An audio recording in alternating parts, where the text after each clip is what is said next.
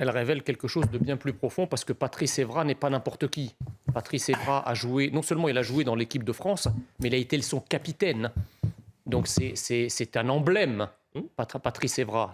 Il était le porte-drapeau. Exactement. C'est un symbole. Et surtout, on sait très bien que dans le monde actuel, ces footballeurs sont des idoles pour toute une génération de jeunes. C'est-à-dire que les jeunes écoutent ça. Or, nous attendons de quelqu'un qui a réussi, comme Patrice Evra, qui a fait carrière en France, qui a été reconnu par la France, qu'il se serve de cet exemple pour justement dire aux jeunes des quartiers, dire à tous les jeunes que oui, il est possible d'y arriver en France, il est possible de réussir en France. Vous savez, moi aussi, je suis un Français qui est né ailleurs.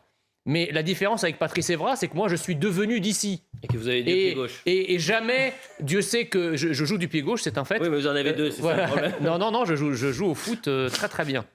Pas aussi bien que Patrice Evra, évidemment, mais non, ce que je voulais dire, c'est que... Et modeste avec ça. Non, mais c'est-à-dire... Non, mais, il y a des vidéos qui confirment qu'il a un certain talent pour le football. Blague à part, on a tous connu des échecs. Moi, j'ai tenté des tas de concours dans ma vie.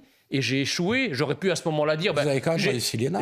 Oui, mais j'ai réussi l'ENA au bout de la 3e fois. J'aurais pu me dire les 2 premières fois, ah tiens, la France est un pays raciste. Non, c'est pas ça. La France est un pays, qui me donne pas ma chance parce que je suis d'origine étrangère. Je n'ai jamais fait ce calcul. Je n'ai jamais fait ce calcul. Et si je devais paraphraser ce que dit Patrice Evra, si j'avais eu le choix, moi...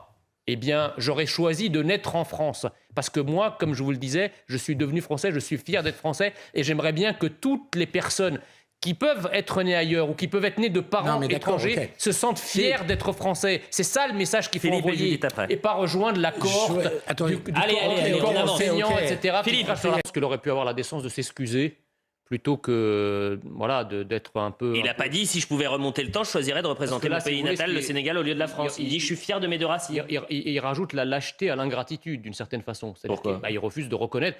Il a été dire ça au Ghana. Il pensait qu'aller vomir sur la France au Ghana, ça ne sortirait pas. Malheureusement, avec les réseaux sociaux, avec les moyens de communication, aujourd'hui, tout se sait. Et donc, ce qu'il a dit au Ghana est arrivé jusqu'en France. Voilà. Moi, si vous voulez, même si on enlève la phrase... c'est la phrase la plus importante et la plus polémique. Non, parce qu'il accuse quand même la France de racisme, à moitié de racisme. Quand il dit, si vous perdez, on vous traite de Sénégalais. D'ailleurs, j'aimerais bien qu'il nous dise qui l'a pointé du doigt comme un Sénégalais lorsqu'il perdait, parce que c'est trop facile de balancer des accusations comme ça sur la France et de participer à la meute de ceux qui insultent la France. Est-ce qu'il a des exemples concrets à nous citer? Aucun. Ce sont des déclarations générales. Moi, vous savez, je suis comme beaucoup de garçons à l'époque et comme beaucoup d'hommes, je m'intéresse au foot.